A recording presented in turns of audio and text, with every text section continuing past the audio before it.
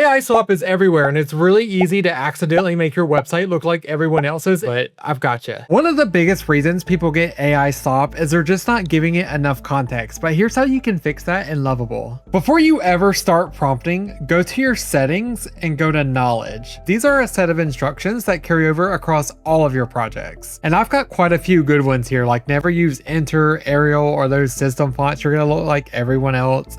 Never use a generic AI gradient like purple to pink, blue to teal, and so on. Those drive me crazy. Never send body text. And like I said, whatever you put here is going to carry over across all of your projects.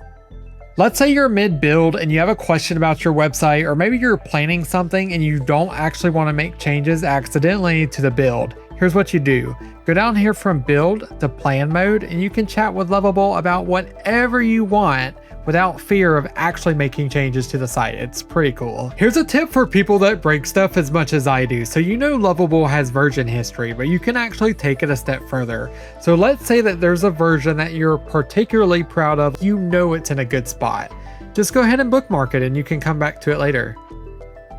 For example, let's say I want to make this text purple. Now we could just prompt it, but then we risk Lovable making the change to something else as well, but instead we can precision edit.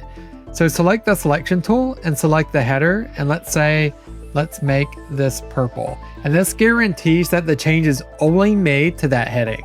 As a designer, there's two things I hate, is wasting AI tokens and fighting with it. This fixes both. Skills are another great way for your Lovable website to look not so AI. Under your settings, you'll find skills right here, and they're really good if you find yourself writing the same prompts over and over and you're kind of tired of it. You can just save them and reuse them later. Also, something I find very handy is Lovable comes with some pre-built skills like accessibility, redesign, or SEO, so you don't have to start from scratch. So one of the biggest tells of an AI site is that nothing actually works. There's dead buttons, fake data, you know, a nice looking shell with nothing behind it. And there's a lot for you to choose from. For example, you can connect Stripe and actually take payments instead of your site just looking like it does. There's quite a few of these: Figma, Canva, Wix.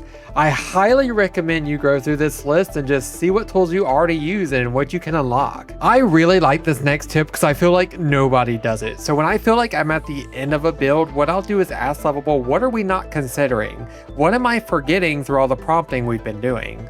If you enjoyed this video and want more tips to get a high converting non-generic Lovable website, then you've got to check out the full prompting video because it's got everything you need. My name is Zachary and I'll catch you in the next one.